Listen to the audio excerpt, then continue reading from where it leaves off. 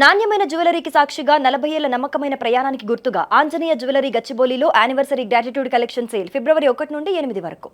ఫ్యూచర్లో పెళ్ళిళ్ళు ఉంటాయా? అది నాకు తెలిసి ఉండవు. మీతోనే ఎండ్ అయిపోయింది పెళ్లిళ్ళ సీజన్ కూడా నెక్స్ట్ అయిపోయింది. మాకు పెళ్ళిళ్ళు జరగమంటారా? అంటే జరుగుతాయి అంటే మైండ్ సెట్ మారాలి. ఇది మైండ్ సెట్ మారే రకం కాదు ఇది. నువ్వు మైండ్ సెట్ మార్చుకుందాము అనే వెళ్తున్నప్పుడు కూడా ఎవడో ఒకడు చెడగొట్టేస్తాడు. ఇది మటుకు 100% వాస్తవం. అదెట్లా అక్క? అదంతే అది. అంటే చేసుకుందాం అనుకున్నా పెళ్ళిళ్ళు అవ్వండి. నువ్వు చేసుకోవాలని నా లైఫ్ ఇప్పటి వరకు నేను బాగా డబ్బు సంపాదించుకున్నాను కదా, ఇక్కడ చేస్తున్నాను కదా, హ్యాపీగా ఒక మంచి అబ్బాయిని చూసేసుకొని పెళ్లి చేసేసుకొని ఒక మంచి ఒకటో ఇద్దరు బిడ్డలకి మంచి జన్మనిచ్చి వాళ్ళు చూసుకోవాలనుకొని ఆలోచించుకొని రేపు పెళ్లిళ్ళ పేరకి చెప్పే టైంకి ఎవడో ఒక పంగమాలోడు వస్తాడు. అరే ఏంటి అని అంటే పెళ్లిళ్ళకి సంబంధం ఎందుకురా పెళ్లి, మనకి హ్యాపీగా సోలోగా బతుకుదాం, ఆడికి పోవాలంటే ఆడికి పోదాం, ఈడికి పోవాలంటే ఈడికి పోదాం, హ్యాపీగా తిందాం తిరగదాం, పెళ్ళి అయినాకు ఏడున్నావే నువ్వు రా ఇంటికి, ఇంకా పోకుండా ఆ నుంచి వాటి చేత కొట్టించుకొని తిట్టించుకొని ఇంకా కోట్లు కనిపోయి డైవర్స్ ఇంత పేడ ఎందుకు అని చెప్తాడు. సో దానివల్ల నువ్వు ఊహించుకోవడం ఏమైపోద్ది, ఇలా పడిపోయింది.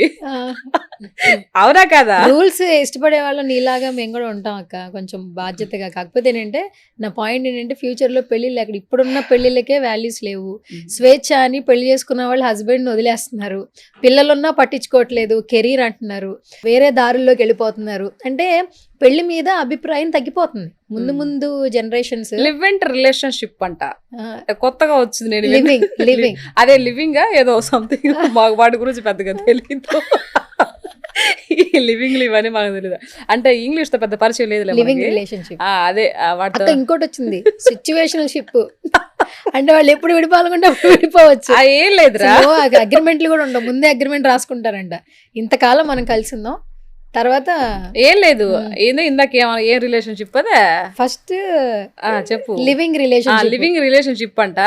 ఏం లేదు, ఈ అమ్మాయి ఈ అబ్బాయి ఉంటారు, అమ్మాయి కూడా ఇంతమంది ఎవరు బాయ్ ఫ్రెండ్స్ ఉంటారు, అబ్బాయి కూడా గర్ల్ ఫ్రెండ్స్ ఉంటారు. వాడికి ఏదో ప్రాబ్లం అయి ఉంటుంది, దీనికి కూడా ఏదో ప్రాబ్లం అయి ఉంటుంది. వాళ్ళిద్దరు ఒకటవుతారు. సరే మన ఇద్దరు ఉన్నాం కొద్ది రోజులు, నీకు నచ్చినట్టు నువ్వు వెళ్ళు, నాకు నచ్చినట్టు నేను వెళ్తా. ఒకవేళ బాగా ఇలాగే కంటిన్యూ అయితే పెళ్లి చేసుకుందాం, లేదంటే నీ దావ నీది నా దావ నాది. ఇదే సిచ్యువేషన్షిప్. ఇది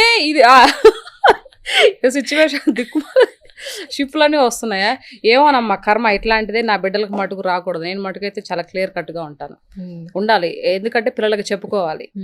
ముగ్గురు బిడ్డలు కదా నీకు. నా బిడ్డలు చూడు ఎలా ఉంటారు అసలు. చూస్తాను అప్పుడప్పుడు రీల్స్ లో చూడు, రియల్ గా కూడా చూడు.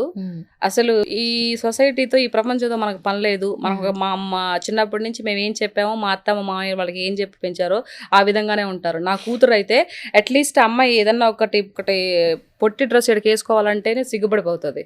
వద్దు మమ్మీ నాకు అని. ఇప్పుడు తనకి 14 years. ఇష్టం ఉండదు, ఒక బంగారం మీద ఇష్టం ఉండదు, లేకపోతే ఇంకేదన్నా కొని వేసుకోవాలి, లేకపోతే రిచ్గా రెడీ అవ్వాలి, ఫ్యాషన్గా ఉండాలి, అలాంటి ఏమీ లేవు నా బిడ్డకి. నేను అనుకుంటాను నిజంగా ఇలాంటి బిడ్డలు నా కడుపున పుట్టడం నా అదృష్టమేమో అనుకుంటా. నా ముగ్గురు బిడ్డలు అంతే, నా పెద్దోడు కానీ చిన్నోడు కానీ పాప కానీ. నా ఫ్యామిలీ వరకు నేను చెప్తున్నాను అదే మాటలు. బయట కూడా బిడ్డలు కూడా హ్యాపీగా ఉండాలనే చెప్తున్నాను, ఉండాలని నా తాపత్రయం. నా వరకు నేను చూసుకొని పోయే తత్వాన్ని కాదు నాది. సో ప్రతి ఒక్కరికి చెప్తున్నా, బిడ్డలు మంచిగా ఉండండి, నీట్గా ఉండండి. ఇది మంచి నడవడిక, చదువు మార్కులు ఇవన్నీ కొట్టడం కాదు, మంచి నడవడిక ఉంటేనే మంచి బాగుంటుంది. ఇంకే చెప్పినా కూడా ఓ పెద్ద సోదిలాగా అనిపిస్తుంది, ఎక్కువ చెప్పినా కూడా బుర్రకెక్కదే. అందుకే అలా 2 మాట చెప్పేసి కట్ చేసేయాలి. Okay, super.